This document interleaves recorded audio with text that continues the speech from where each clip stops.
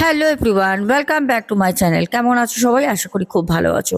ঘটনায় যাওয়ার আগে শুরুতে তোমাদের জানিয়ে দিই, আগামীকাল তোমাদের সকাল 12টার দিকে একটা টিপস আমি তোমাদের জন্য শেয়ার করব। টিপসটা বাধ্যতামূলক, দেখতেই হবে। কারণ আমরা তো অনেক পজিটিভ টিপস তোমাদের সাথে, রেমেডি তোমাদের সাথে শেয়ার করি, তোমরা সেগুলো অ্যাপ্লাই করো। প্রচুর মানুষ উপকৃত হয়েছে, যারা সঠিকভাবে করতে পারে তাদের কাজ হয়, তারা সেগুলো প্রুফ হিসাবে আমাকে পাঠায়।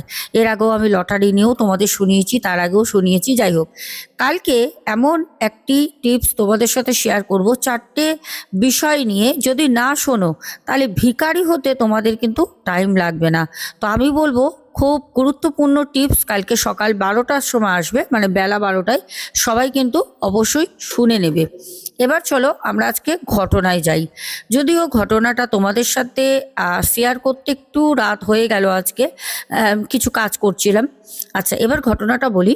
প্রথমেই ঘটনায় যাওয়ার আগে প্রত্যেক দিনের মতো একবার নিয়মাবলী বলে নেবো। সেটা হচ্ছে, একটা করে লাইক করে দাও, যারা এখনো পর্যন্ত ভালোবেসে চ্যানেলটাকে সাবস্ক্রাইব করোনি করে নিও, আর অবশ্যই সাথে থেকো। তাহলে চলো এবার আমরা এবার ঘটনায় যাই। ঘটনাটা হচ্ছে, যিনি পাঠান উনি ব্যক্তিগতভাবে, মানে ওই আমাদের মতো অনেকে আছে না, ভূত প্রেত নানা রকম জিনিস, যেরকম অনেকে দেখবে একটা নিজের মধ্যে সব সময় ভূত বলে কিছু হয় না। অনেকে আছে বলে যেন এরে তর্ক করে। আরে ভাই, ভূত বলে হয় না তো হয় না। কিন্তু অনেকে আছে দেখবে কোনো মহলে যদি এই বিষয় নিয়ে অত্যাধিক পরিমাণে কোনো কথা হয়, তো সে একটু খোঁচাতে থাকে, না ভূত বলে কিছু হয় না। আরে ভূত বলে কিছু হয় না, কিন্তু ওইসব কিচ্ছু হয় না, এগুলো মনের ভুল, এইসব কিছু না। মানে তুমি যদি বলো যে ভূত প্রেত আত্মা বলে কিছু আছে, তো সেই মানুষটা তোমাকে বারবার করে এমন প্রেসার ক্রিয়েট করবে, তুমি তার পরিপ্রেক্ষিতে নয় ঝগড়ায় নেমে যাবে, নয় তর্কই নামবে, আর না হলে তুমি মরিয়া হয়ে যাবে যে তাকে ভূত দেখানোর জন্য। তা এই ঘটনাটা যে বলে, একটা চায়ের দোকানে বসে এই একটা আসর বসে। প্রথমে এক কথায় দু কথায় রাস্তায় অ্যাক্সিডেন্ট নিয়ে কথা হয়, যে রাস্তায় অ্যাক্সিডেন্ট হয়, এত মানুষ মারা যায়, ট্রেনে কাটা পড়ে, এত মানুষ মারা যায়, তাদের কি আত্মা কি ঘুরে বেড়ায় না? তাদের আত্মা কি বাড়ি যায় না? যদি ধরো আমার বাড়ি ব্যারাকপুর, ধরো আমার এখানে কেউ থাকে, বলতে নেই, মানে এটা কথার কথা, ধরো আমার পরিচিত খুব জানাশোনা কেউ কোথাও গিয়ে হয়তো বিদেশে গেল, সেখানে মারা গেছে, তার আত্মাটা কি বিদেশেই থাকবে, না তার আত্মাটা বাড়িতে আসবে? এই সব নিয়ে একটা আলোচনা হচ্ছিল, যেটা আমরা জানি আমাদের বাংলায় বিশেষত এই জিনিসগুলো চায়ের দোকানে, চপের দোকানে, মুড়ির দোকানে, দেন হোটেল রেস্টুরেন্টে বা কোনো আড্ডা আসরে একত্র হলে এগুলো আলোচনা হয়। তো এরকমই আলোচনা হচ্ছিল। এবার ঘটনাটা ঘটে, যিনি আলোচনা করছিলেন উনি কিন্তু এই কথা বলতে বলতে যখন দেখছে তর্কর দিকে যাচ্ছে, উনি চুপচাপ হয়ে যান। উনি কিন্তু এই বিষয় নিয়ে, 1 মিনিট দাঁড়াও, উনি এই বিষয় নিয়ে কিন্তু আর কোনো রকম কোনো কর্ণপাত বা কথা বলা কিছু করেননি। কিন্তু ওখানে বসে থাকা একটি মানুষ, যার নাম আমি এখানে নেব না, কারণ না নিতেই বলেছেন আমাকে যে দাদাভাই ঘটনাটা শেয়ার করেছেন, উনি হঠাৎ করে চুপচাপ মোবাইল ঘাঁটছিলেন। বলছে উনি মোবাইল ঘাঁটতে ঘাঁটতে হঠাৎ করে কি হলো বুঝতে পারলাম না, বলছে হ্যাঁ এগুলো ফালতু কথা, ভূত পেত আত্মা বলে কোনো কিছু হয় না, এসব আবার হয় নাকি, এসব কিছু নেই। আরে ভাই, হ্যাঁ ঠিক আছে। তখন যিনি কথাটা বলছিলেন, যে দাদাভাই ঘটনাটা শেয়ার করেন, উনি ওখানে প্রশ্নটা তোলেন। তখন ওই দাদাভাই বলেন যে আরে মশাই, আপনার সাথে কে কথা বলছে? আপনি ফোন ঘাঁটছেন, ঘাঁটেন না, আপনার সাথে তো কথা বলছি না। হ্যাঁ, ভূত পেত আত্মা যদি কোনো কিছু না হয়, তাহলে সত্যি কিছু নেই, আপনাকে কে বলছে? উনি তখন ফোনটা ওনার বুক পকেটে শার্টের রেখে রীতিমতো গায়ে বেঁধে, মানে কিছু কিছু মানুষ আছে যারা দেখবে রাস্তাঘাটে ঝগড়া করার জন্যই মনে হয় বাড়ি থেকে বের হয়, কোনো কথা নেই, কোনো কিছু না, উনি রীতিমতো ওনাদের সাথে ঝগড়া করছে। যে দাদাভাই বলেন, ওনার আমি কাল্পনিক নাম দিচ্ছি, ওনার নাম দীপক। দাদাভাই বলেন, ম্যাডাম আমি ওখান থেকে ভাবছি, দূর পাগলের মতো আবোল তাবোল বকছে। আমার সাথে যারা কথা বলছিল আরও অনেকে, উনি অন্য পাশে বসে ফোন ঘাঁটছিল, আমার সাথে যারা আরও ছিল তারা আমাকে বলল, দীপক দা চলো আসর গুটাই আজকের মতো, ও কত পাগল ছাগল আসে, বকতে, তখন উনি তেড়ে আসে, এই পাগল ছাগল কাকে বলছো, পাগল ছাগল, আমি কি পাগল ছাগল মানুষ? হ্যাঁ, ভূত আছে তো ভূত দেখাও, ঠিক আছে, তোমরা যখন বলছো আত্মা আছে তাহলে আত্মা দেখাও। এই নিয়ে কথা হতে হতে তখন ওইখানে আসরে এই দীপক দাদাভাই যাদের সাথে বসেছিল, তখন যে লোকটি কিন্তু এত তেড়ে মেরে আসছে সে কিন্তু সাইডে ছিল, ওনার সাথে কিন্তু কোনো আসরের কথা হচ্ছিল না। কিন্তু যে দীপক দাদাভাইয়ের সাথে যারা বসেছিল একত্র, তারা প্রত্যেক দিন চাটা খায়, গল্প করে, কাজের অফিসের পার্টি পলিটিক্স নিয়ে সব জায়গায় আলোচনা হয়। তো তখন হঠাৎ করে ওখানে একজন প্রাক্তন, উনি অ্যাকচুয়ালি হসপিটালে কাজ করতেন, ডক্টরের একজন অ্যাসিস্ট্যান্ট উনি হিসাবে কাজ করতেন এক্স। হঠাৎ করে তখন উনি ওই দীপক দাকে বলে, এই দীপক, তুমি ওনাকে চুপ করতে বলো, এসব ভূত প্রেত আত্মা নিয়ে ওনার মূর্খ, উনি ওনার কতটা যোগ্যতা আছে, উনি এইসব বিষয় কি জানে, উনি এইসব কেন বলছে? এবার হয় না, দেখবে 10 জনের মধ্যে সবার যে মাথা খুব ঠান্ডা হবে, খুব ঠান্ডা মেজাজের, এটা না। কিছু কিছু মানুষ আছে একটু হট টেম্পার, হঠাৎ করে মানে রেগে যায়। তো হট করে না উনি রেগে যান, রেগে গিয়ে বলছে কি, দীপক তুমি ওনাকে চুপ করতে বলো, ভূত আছে কি নেই, ওনার যদি অত যদি জোর থাকে না, এত কথা বলছে তো, তাহলে ভূত ওনাকে আমি দেখাবো, কিন্তু কোনো কিছু যদি হয় তার দায় কিন্তু আমি নেব না, বলো। তখন ওই লোকটি, মানে সত্যি ওনার মাথা মোটা, উনি তখন বলছে, হ্যাঁ হ্যাঁ আমি ভূত দেখবো, ভূত দেখান আমাকে। এইবার হয়ে গেল কি, ঝগড়া থেকে একটা কথোপকথন হচ্ছিল, সেখান থেকে ঝগড়া, তারপর হয়ে গেল কি, সেটা চ্যালেঞ্জে। এবার যিনি অ্যাসিস্ট্যান্ট ছিল একজন ডক্টরের, একজন হসপিটালের, তা তখন উনি বললেন যে আপনাকে আমি ভূত দেখাবো, আপনি আত্মা দেখবেন মশাই, আপনাকে আমি বলে দেবো এমন জায়গায় আপনি রাতের বেলা যাবেন, আপনার যদি ক্ষমতা থাকে দেখব আপনি কত সাহসী মানুষ। তখন উনিও নাছোড়বান্দা, উনি বলছে আচ্ছা আচ্ছা ঠিক আছে, আপনার যদি সাহস থাকে আপনি আমাকে বলুন, আমাকে কোথায় যেতে হবে বলুন, আমি যাব। এইবার দুজনের মধ্যে দণ্ড শুরু হলো, প্রচণ্ড পরিমাণে দণ্ড। তারপর একটা সময় দীপক দা, আরও অনেকে ছিল, চায়ের দোকানে দাদা, সবাই মিলে থামায়। থামানোর পর যিনি হসপিটালে অ্যাসিস্ট্যান্ট ছিলেন উনি তখন বলল যে একটা হসপিটালের মর্গের কথা, কলকাতার মধ্যেই, বলল আপনি ওই হসপিটালের মর্গে গিয়ে চেয়ার দেবো আপনাকে, আপনি মর্গের ভিতর বসে থাকবেন, আপনি মর্গের ভিতরে থাকবেন, মর্গের বাইরে কিন্তু গার্ড থাকবে, কিন্তু আপনাকে ভেতরে 1 রাত থাকতে হবে।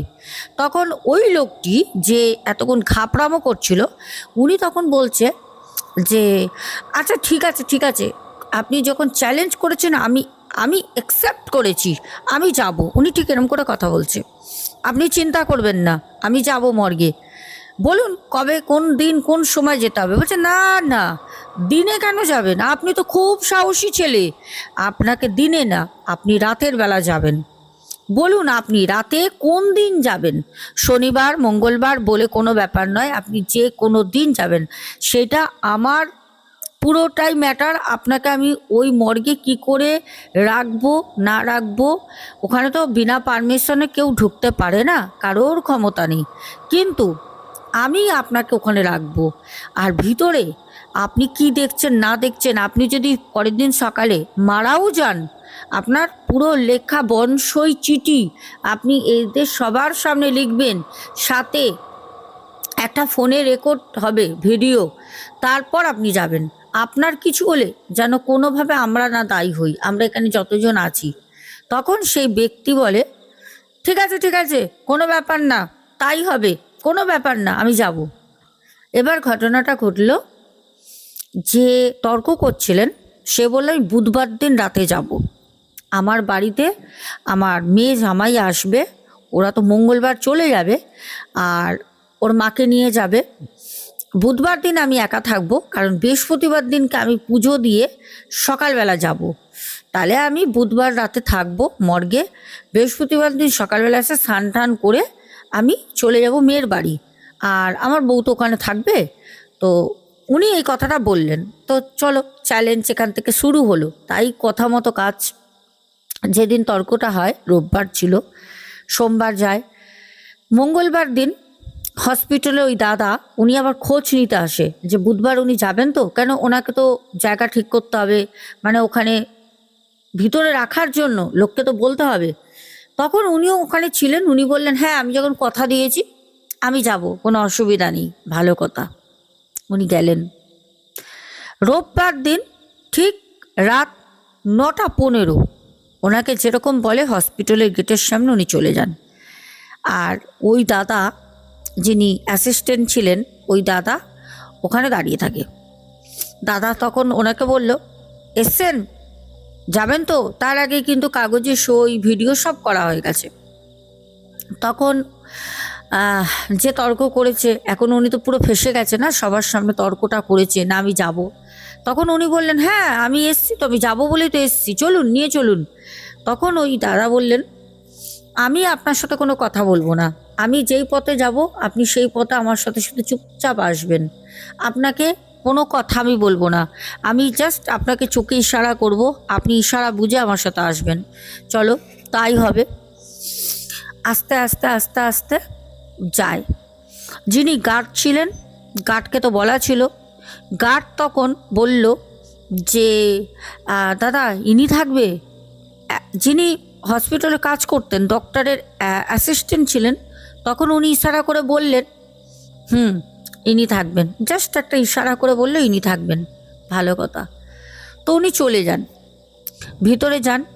ভিতরে ওনাকে দেওয়া হয়, সাথে একটা চেয়ার দেওয়া হয়, জলের বোতল দেওয়া হয়, একটা ফ্ল্যাক্সের চা দেওয়া হয়।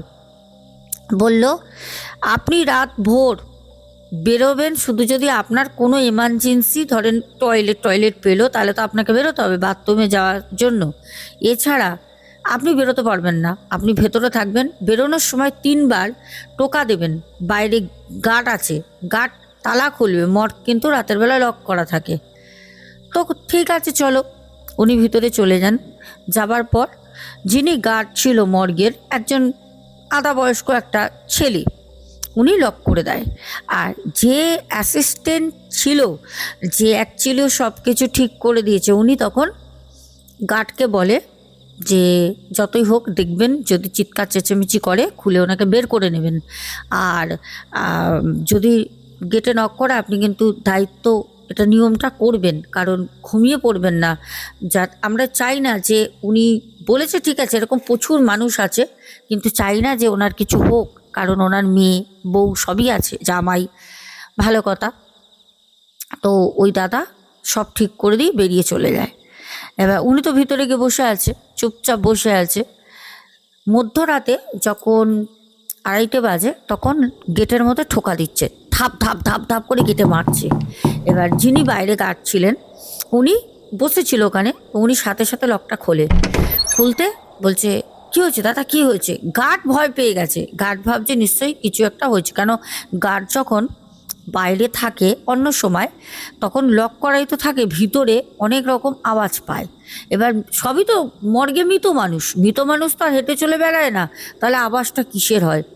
আর ভিতরে ইঁদুরও থাকতে পারবে না, এমন কোনো জায়গা নেই যে ইঁদুর ঢুকবে, রাতে চলাচল করবে আবার বেরিয়ে যাবে, এটাও হবে না। তো যাই হোক, ভালো কথা। তখন বললো যে না আমি একটুখানি বাথরুমে যাবো, ভিতরে কিরকম একটা গ্যাস গ্যাস লাগছে, দম বন্ধ হয়ে আসছে। বলছে আপনি যখন চ্যালেঞ্জ করেছেন তাহলে আপনাকে তো চ্যালেঞ্জ এখানে করতেই হবে না।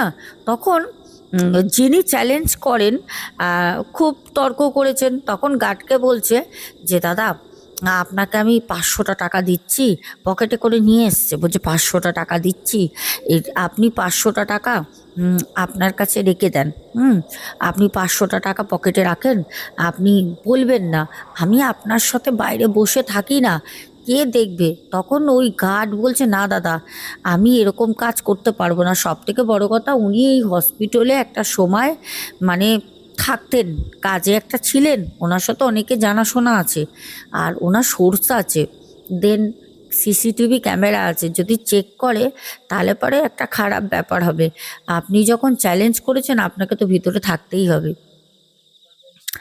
যে চ্যালেঞ্জটা করেছে বেচারা সে পুরো দমে কিন্তু ফেঁসে গেছে, আর তার কোনো রকম উপায় নেই কিছু করার। তখন সে বলল ঠিক আছে। প্রায় 20-15 মিনিট বাইরে ঘুরে সিগারেট খায়, দুটো জল টল খায়, দিয়ে হাত পা ডোলে আবার ভেতরে যায়, ভিতরে গিয়ে বসে। রাত ভোর কি হয়েছে সেটা সত্যি কথা বলতে উনি তখন পর্যন্ত জানতেন, তখন বাইরের লোক জানতে পারেনি।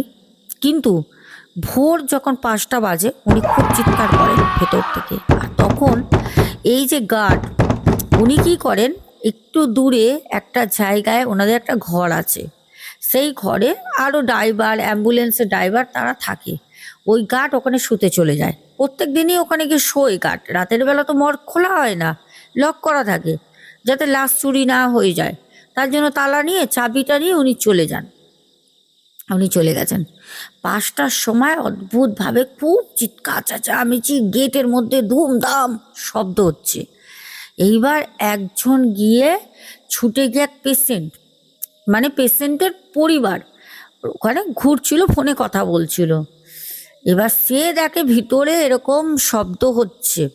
এবার সে গিয়ে তখন অ্যাম্বুলেন্সের ড্রাইভারকে বলে, একজন অ্যাম্বুলেন্সের ড্রাইভার মানে কোনো জায়গায় গেছিলো, সে অ্যাম্বুলেন্স রেখে মুখে চোখে জল দিচ্ছে, তাকে গিয়ে বলে, আরে দাদা দেখেন না, ওর ভিতরে না মনে হয় ভূত মানে হাঁটা চলা করছে। মর্গের ভিতর তো ভূতই থাকবে, মানুষ থরি না থাকবে। হ্যাঁ, আর না হলে কোনো মৃত মানুষ জীবিত হয়ে গেছে, দেখেন কিরম শব্দ করছে। এইবার সাথে সাথে সেই অ্যাম্বুলেন্সের ড্রাইভার গিয়ে যখন দেখছে ওই গার্ড ঘুমাচ্ছে, গার্ডকে গিয়ে বলছে, এই এই ওঠ ওঠ ওঠ। গার্ড উঠেছে, বলছে, এই তোর মর্গের ভিতরে না মনে হয় কোনো মরা লাশ, হিন্দিতে বলছে, কোই মুর্দা জিন্দা হো গিয়া, হ্যাঁ বো চিৎকার কর রা হ্যায়, মানে এরকম চিল্লাচ্ছে, হিন্দিতে বলছে। অ্যাম্বুলেন্সের ড্রাইভারটা অ্যাকচুয়ালি ছিল হিন্দুস্তানি। তখন সেই গার্ড বলছে সর্বনাশ করেছে, তার মানে কিছু তো ব্যাপার। তখন বলছে নেই নেই এসা হতা হয়, এবার তো মানে ফেসে যাবে, ও ফাঁসবে, যিনি ওখানে থাকতে দিয়েছে সেও ফাঁসবে, যে আছে সেও ফাঁসবে, চাকরি চলে যাবে। তো সে তখন অ্যাম্বুলেন্সের ওদেরকে বলে, না না ওরকম হয়, ও কিছু না। আর যে মানে দেখেছিল, প্রত্যক্ষ যে প্রমাণ আওয়াজ হচ্ছিল, তাকে ওই গার্ড হাবিজাবি বলে ভাগিয়ে দিয়েছে। দিয়ে কোনো রকমে মর্গের তালা খুলে তখন না সেই লোকটা যে এত বড় বড় কথা বলে চ্যালেঞ্জ করে ঢুকেছে, সে না বিধ্বস্ত মুখে হাউমাউ করে কাঁদছে, বলছে আমি কোনো মতে আর থাকবো না, আমি এখানে বসছি, আমি হেরে গেছি, আমি পারবো না। সকাল 6টা পর্যন্ত বসার কথা ছিল, তো বলছে আমি সকাল 6টা পর্যন্ত, মানে তখন না ওনার কথা জিভে আটকে যাচ্ছে। ভয় অত্যাধিক মাত্রায় পেলে না মানুষ কথা বলতে পারে না, আর খুব রাগ হলে মানুষের কথা বেরোয় না। তখন যে গার্ড ছিল, গার্ড বলছে, দাদা আপনি জল খান, জল খান, আমি ওই দাদাকে ফোন করছি, মানে যিনি সব ব্যবস্থা করে দিয়েছিলেন, মানে অ্যাসিস্ট্যান্ট, ওনার ডাক্তারের অ্যাসিস্ট্যান্ট যিনি ছিলেন, ওনাকে ফোন করে। ফোন করতে তখন উনি বলল, আমি এক্ষুনি আসছি। সারা রাত আমিও ঘুমাইনি, আমি এই জিনিসটা করতেও চাইনি, উনি এতটাই তর্ক করছিলেন, যার কারণে আমাকে এটা করতে বাধ্য হয়েছি। কারণ উনি অনেক আজে বাজে কথা বলছিলেন ওখানে বসে, যেটা উনি সহ্য করতে পারেননি। বলে না সবার মাথা তো একরকম হয় না, অনেকে না মানে হট করে কিছু বলেন, হট টেম্পার, রেগে যায়, এরকম মানুষও আছে। যাই হোক, তখন ওই অ্যাসিস্ট্যান্ট যিনি ছিলেন ডক্টরের, উনি ছুটে আসেন। আসতে তখন বলছে, কি হয়েছে দাদা? ভালো কথা, কি হয়েছে, আপনি গরম চা খান। তিনি আবার ফ্ল্যাক্সে করে গরম চা নিয়ে আসে, তো চাটা খায়। বলছে কি হয়েছে আপনি বলুন। বলছে দাদা আমি হাত জোর করে বলছি দাদা, আত্মা বলে কিছু হয় দাদা, আপনি আমাকে ক্ষমা দেন। হ্যাঁ আমি হেরে গেছি দাদা, আমি হেরে গেছি বলে বিভৎস কাঁদছে, মানে হাত পা পারলে ওনার জড়িয়ে ধরে। তখন সেই দাদা বলছে, আমি তো আপনাকে আগেই বলেছিলাম, আমি হসপিটালে কাজ করতাম, হসপিটালে যে কোনো আত্মার বাস নেই এটা কেউ বলতে পারবে না। যারা বলতে চায় না এই বিষয় নিয়ে বলতে চায় না, আর কেউ কেউ সবই জানে চুপচাপ থাকে, আবার কেউ বলেও, কিন্তু হসপিটালে যে কোনো রকম আত্মা থাকে না এটা ভুল কথা।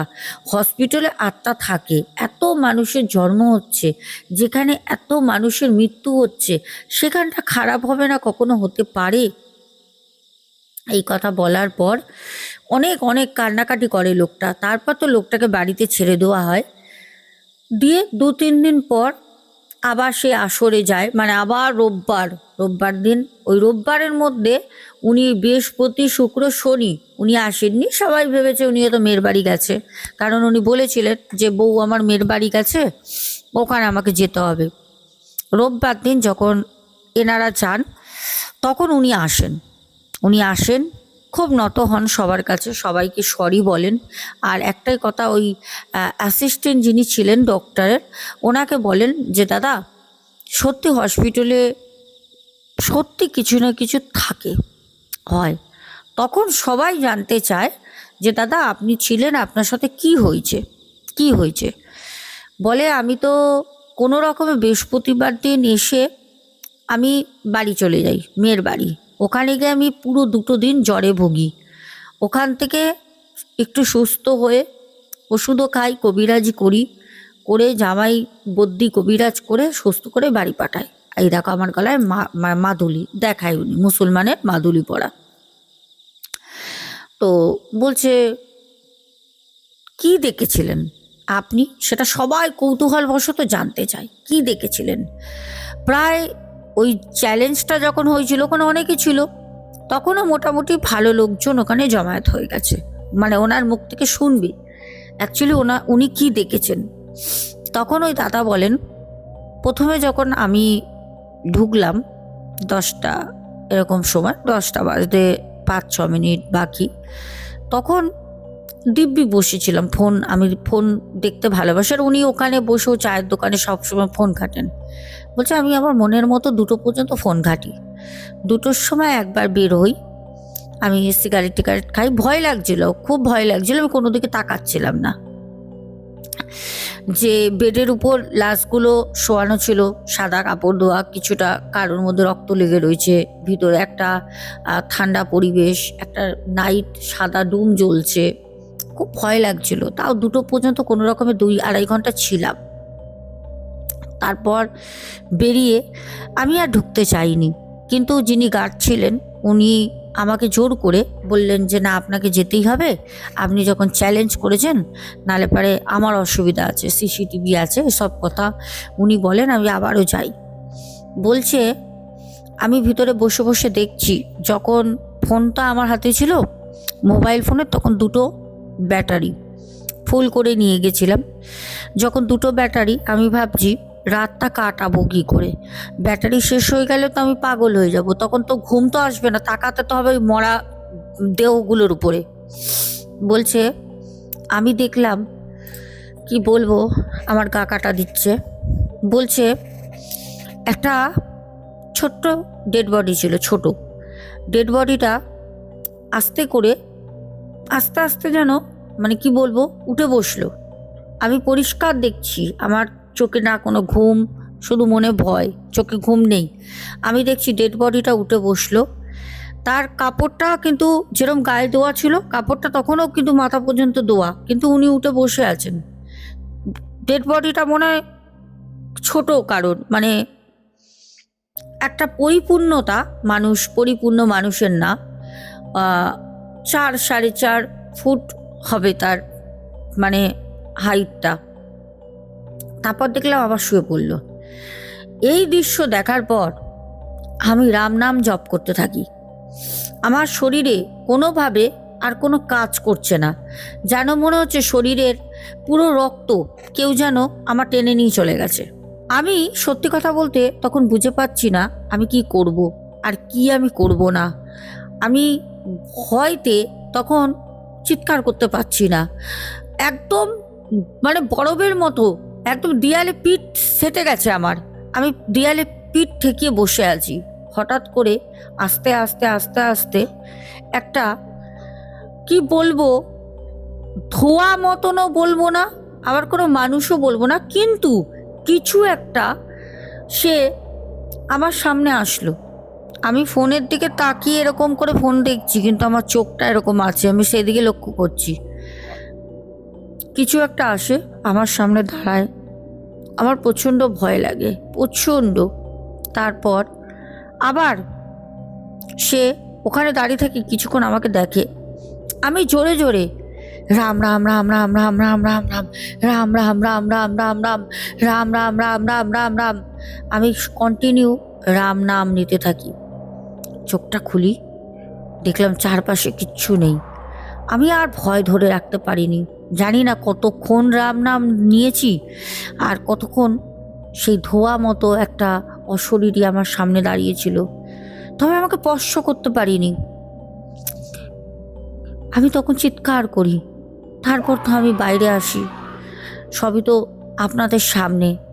কিন্তু উনি শেষে একটা কথা বলেন, সেটা হচ্ছে, বলছে আমি সেদিন মারাই যেতাম। যখন আসর ভাঙছে, সবাই চলে যাচ্ছে, 2-3 জন ছিল, সবাই তখন চলে যায়, তখন উনি বলেন আমি সেদিন মারাই যেতাম। কিন্তু আমার ফোনে প্রথম যখন দেখি মেয়েটা উঠে বসে আবার শুয়ে পড়ে নিজে থেকে, তখন উনি ভয়তে হনুমান চাল্লিশা সাথে সাথে চালিয়ে দেন। আর হনুমান চাল্লিশা ওনার ফোনে কন্টিনিউ হয়েই চলছিল। ওনার সামনে যে আত্মাটা এসে দাঁড়িয়েছিল, হতে পারতো ওনাকে ক্ষতি করতে পারতো, হতে পারতো ওনাকে মেরে ফেলতে পারতো হয়তো, কিন্তু উনি বলেন তখন যে হনুমান চাল্লিশা আমার ফোনে চলছিল, তার জন্য কিছু করতে পারিনি। যখনই ওই শ্যাডোটা ওনার কাছে এসে দাঁড়ায়, উনি হনুমান চাল্লিশাটা তখনই চালু করে দেয়, আর ওখানেই অনেকক্ষণ দাঁড়িয়ে থাকে। আর উনি হনুমান চাল্লিশাটা চালিয়ে রীতিমতো হাতে ধরে ফোনটা কাঁপতে কাঁপতে রাম রাম রাম রাম রাম রাম রাম রাম রাম রাম রাম রাম রাম এরকম করতে করতে যখন বলছে, উনি বলছে তো আমি কতক্ষণ যে রাম নাম করেছি আমি জানি না। আমি যখন চোখ খুলেছি তখন হনুমান চাল্লিশা পাঠ হচ্ছে ফোনে। যখন আমি চোখ খুলেছি তখন উনি গেটের মধ্যে দুম দাম করে লাথি ফাতে যেরম পারে ঘুষি ঠুসি মারে, তারপর তো ওই এক অবস্থা, ওনাকে বের করানো হয়। তো উনি তখন স্বীকার করেন যে হ্যাঁ, ভূত হচ্ছে আমাদের মনের ভয়, কিন্তু আত্মার অস্তিত্ব আছে। মানুষের মৃত্যুর পর আত্মা তার থেকে যায়, এটা সায়েন্সও প্রমাণ করেছে। আমরা কি, যাই হোক। তো চলো এবার আমরা কমেন্ট পড়ি। চলো তোমরা দেখি কালকে কারা কারা মিষ্টি মিষ্টি কমেন্ট করেছো আর কারা সঠিক উত্তর দিয়েছো।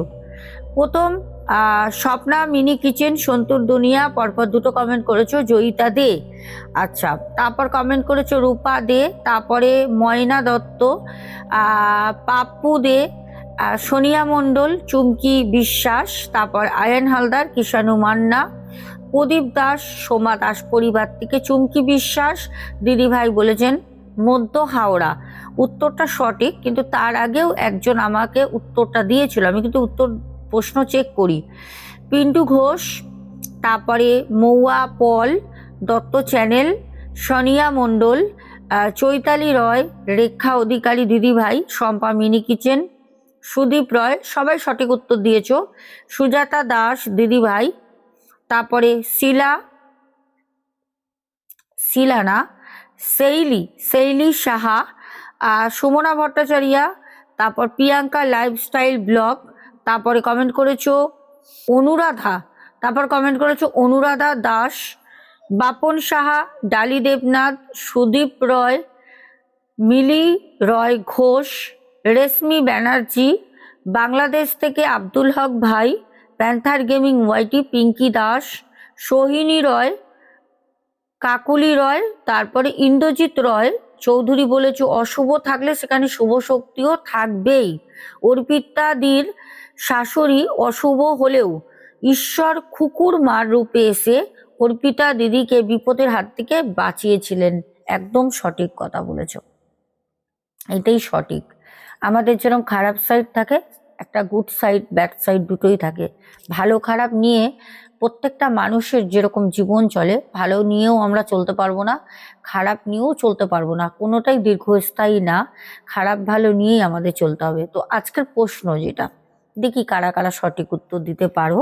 আজকের প্রশ্ন হচ্ছে, আমি যে দাদা ভাইয়ের কথা বললাম, যে দাদা ভাইয়ের একটি কাল্পনিক নাম দিয়েছিলাম, নামটা কি?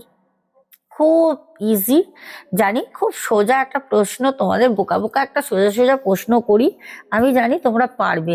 দাদা ভাইয়ের কাল্পনিক নাম দিয়েছিলাম, সেই কাল্পনিক নামটা কি বলতে হবে, আর কিছু না।